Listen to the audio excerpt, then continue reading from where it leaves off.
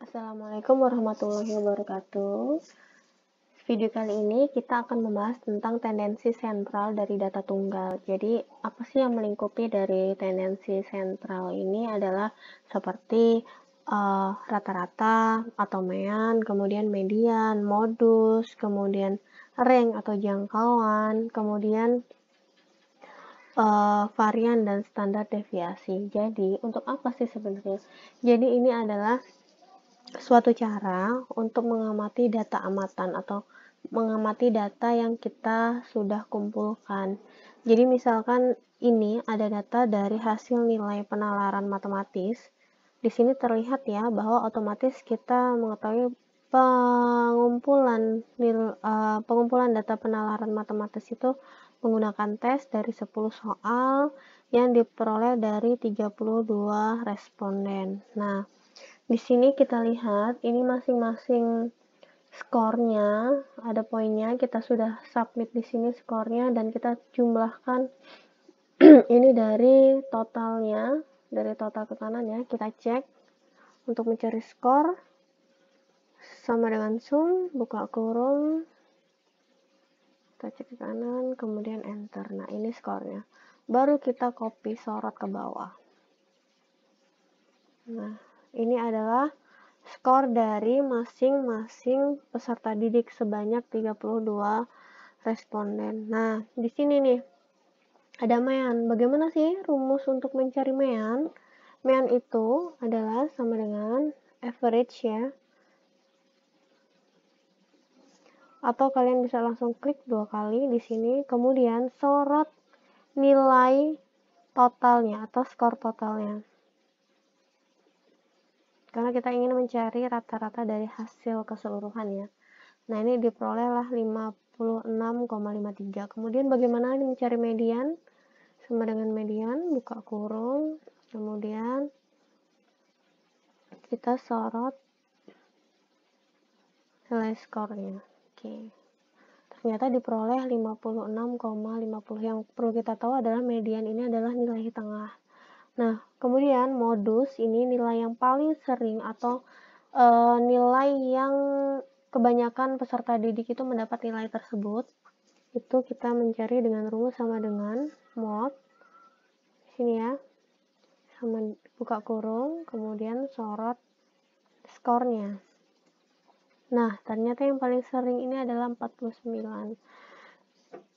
Nah, di sini ada rank atau rentang atau jangkauan.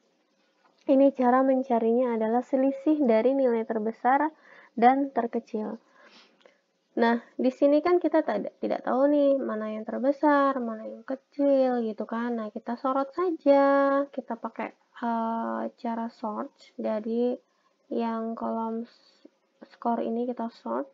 Kemudian di sini kita ada sort and filter. Kemudian di sini dari kecil terbesar ya. Nah, oke. Nah, otomatis dia diurutkan secara otomatis dari nilai terkecil terbesar. Kalau nanti pilihnya dari besar terkecil, ini dari large to small, ataupun misalnya dari custom boleh seperti ini, tapi langsung saja daripada ribet-ribet pakai custom, langsung disorot nilai skornya. Dan ini otomatis perhatikan nomor respondennya pun acak mengikuti dari datanya. Jadi jangan khawatir ketika diurutkan itu datanya semuanya otomatis berubah gitu. Nah, tadi rank atau rentang atau jangkauan itulah selisih dari terbesar dan terkecil. Berarti otomatis terbesarnya yang paling bawah 76, kemudian kita kurangi nilai paling terkecil. Nah, diperolehlah rentangnya 30. Nah, kemudian untuk mencari standar deviasi nih.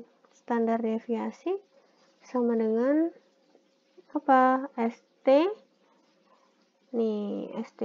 Nah, karena kita di sini data sampel, di banyak penelitian itu adalah kita menggunakan data sampel ya untuk penelitian pendidikan, bukan populasi. Jadi kita memilihnya untuk yang sampel. Nah, di sini kita sorot lagi nilai skornya. Oke. enter, ternyata 7,4. Nah, bagaimana variannya? Sama dengan var. Lihat di sini ada var P, var S ya, kita perlu varian sampel, kita sorot di sini. Oke. Nah, ternyata variannya diperoleh nilai 55,55. Nah, apa sih sebenarnya arti dari varian ataupun standar deviasi? Kenapa kita harus mencari itu? Jadi varian ini adalah ukuran statistik tentang seberapa tersebarnya titik-titik data dalam sampel terhadap rata-rata. Nah, sedangkan standar deviasi ini sendiri tujuan untuk mengetahui seberapa banyak sih nilai yang berbeda dari rata-rata. Otomatis, nilai standar deviasi ini tergantung atau bergantung pada nilai rata-rata, yaitu nilai mean ya. Nah, dengan demikian, nilai standar deviasi ini tidak mungkin atau tidak akan pernah bernilai negatif, karena mean sendiri ini pasti selalu akan bernilai positif, begitu. Nah, bagaimana kaitannya? Jadi semakin luas penyebaran data, maka semakin besar nilai dari standar deviasinya. Oke, itu adalah cara mencari tendensi sentral untuk data tunggal. Nah, kemudian ini ada tambahan untuk mencari nilai minimum. Di sini rumusnya adalah sama dengan min, buka kurung, kita sorot. Yang kita sorot skor ya, lagi-lagi skor. Oke, kemudian maksimal di sini terlihat. Kalau kalian lupa, tinggal lihat aja di sini. Max kita sorot. Oke. Kemudian kuartil. Nah, bagaimana sih cara mencari kuartil? Jadi di sini ini ada rumus statistiknya ya untuk kuartil. Kita kan di sini 32 nih. Sampelnya tadi berjumlah 32 ya. Mana 32 di sini? Nah, di sini jumlah 32, datanya genap, berarti datanya bisa datanya habis dibagi 4 ya. 32 dibagi 4 8. Kemudian berarti kalau mau mencari dengan manual, ini rumus yang digunakan. Tetapi sekali lagi mau manual ataupun dengan cara Excel, itu hasilnya akan sama. Ataupun misalnya nanti ketemu koma, setidaknya pembulatannya pasti sama. Nah, kuartil di sini ada 3, yaitu kuartil 1, 2, 3. Rumusnya bagaimana?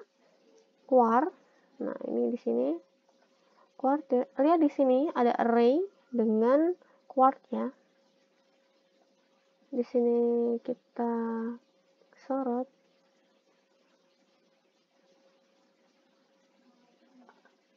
Nah, di sini titik koma. Lihat, perhatikan titik koma. Di sini first quartile, median value, third quartile. Di sini sama saja ketika kuartil 1 ini nilainya sama dengan persentil 25%. Nanti kita cek ya. Di sini berarti kita klik 1. Oke. Bisa tidak kuartil 1, 2, 3 disorot seperti ini? Maka hasilnya tentu 49 ya. Nah, tinggal kita edit saja di sini. Ini 2. Kemudian di sini kita edit 3. Nah, inilah diperoleh nilai dari kuartil 1, 2, 3. Nah, tadi ada tulisannya nih, ketika kuartil 1 itu sama dengan 25 persentil atau persennya 25. Kita cari ya di sini. Rumusnya apakah benar? Persentil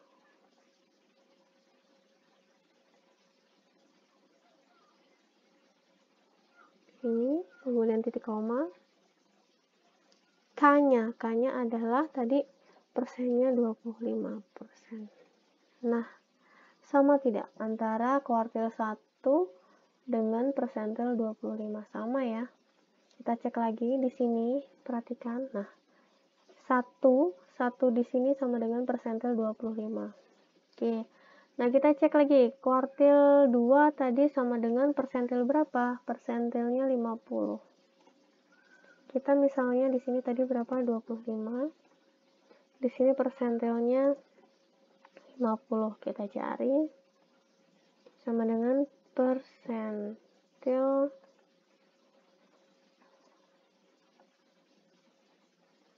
kita sorot skornya, kemudian titik koma, kemudian tadi berapa? 50%. Mau tulis 50% atau 0,5 boleh. Nah, oh ternyata ini ada pembulatan ya, kita coba kalau 50%. Oke, nah sedikit berbeda ya antara di sini 57 sama di sini 56,5. Itulah cara mencari nilai minimum sampai dengan persentil. Lantas bagaimana sih menginterpretasikan data MEAN ini sampai dengan varian? Karena yang hanya dibutuhkan untuk penelitian itu biasanya hanya di sini nih. Saya beri tanda hijau.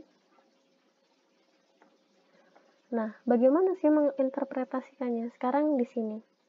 Saya punya data analisis dengan dengan SPSS dari hasil nilai ini, penalaran matematis. Di sini saya ambil data nilai penalaran matematis dari kelas eksperimen. Yang ini ya, yang ini tidak.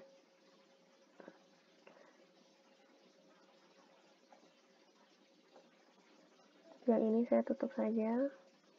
Nah, oke, yang ini tidak. Berarti yang ini, data ini adalah ini. Nah, sama tidak kira-kira? N-nya 32, betul ya, sama ya.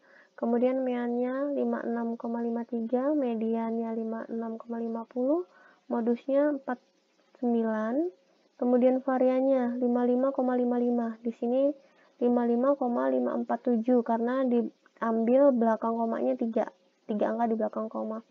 Kemudian rank itu sama dengan rentang ataupun jangkauan, yaitu tadi selisih nilai besar dan kecil, itu 30.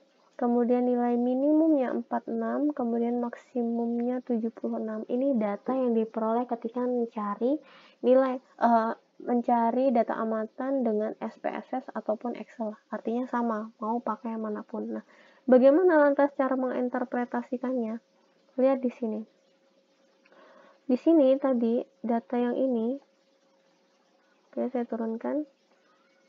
Berdasarkan tabel 4.9, jadi ini judul tabel 4.9, menunjukkan bahwa hasil post-test kemampuan penalaran kelas eksperimen didapatkan nilai maksimum dan minimum masing-masing 76 dan 46. Rata-ratanya 56,53, kemudian median 56,50.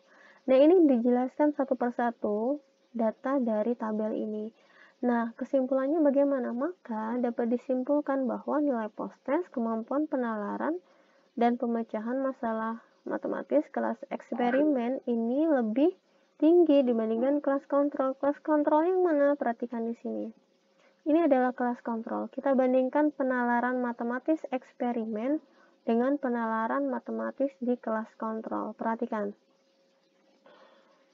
Dia lebih ini ya, lebih lebih rendah, coba bandingkan. Di sini 56, di sini 43. Sedangkan di sini mediannya 56, di sini 44. Kemudian ranknya di sini 30, di sini 21. Artinya berbeda. Nah, kita hanya soroti nilai MEAN-nya saja. Nilai MEAN-nya itu jelas lebih tinggi. Kalaupun nanti di sini jumlah sampelnya sama, itu tidak akan berpengaruh karena pembaginya untuk mencari MEAN-nya juga pembaginya berdasarkan skor total dari jumlah keseluruhan sampelnya. Jadi tidak akan berpengaruh. Misalkan sampelnya ini 32 ataupun 21 tidak berpengaruh gitu loh. Tetap akan menghasilkan data yang valid bahwa di sini terlihat bahwa nilai penalaran matematis eksperimen itu lebih tinggi daripada nilai penalaran matematis kelas kontrol. Nah, ini cara menginterpretasikan. Bagaimana penerapan untuk pendidikan bahasa Arab misalkan? Sama saja, kalau misalnya penelitiannya nanti berbentuk kuantitatif, jadi tentunya itu ada kelas eksperimen dan kelas kontrol. Misalnya, kemampuan peserta didik dalam kosakata bahasa Arab gitu ya. Nah, otomatis kan kita menerapkan suatu model di kelas, ada kelas eksperimen sama kelas kontrol. Nah, cara menginterpretasikannya pun sama. Ada eksperimen, kemudian ada kontrol. Misalkan kosakata bahasa Arab dengan murojaahnya gitu ya, kemampuan murojaah bahasa ayat-ayat sucinya. Kemudian di sini berarti ada dua yang diamati. Kalau di sini penalaran matematis dengan pemecahan masalah matematis, berarti kalau bahasa Arab kemampuan kosakata dengan kemampuan murojaahnya gitu. Baiklah, itu video dari saya tentang tendensi sentral data tunggal. Untuk selanjutnya akan dibahas tentang tendensi sentral data kelompok. Terima kasih sudah menyaksikan video ini. Sampai jumpa.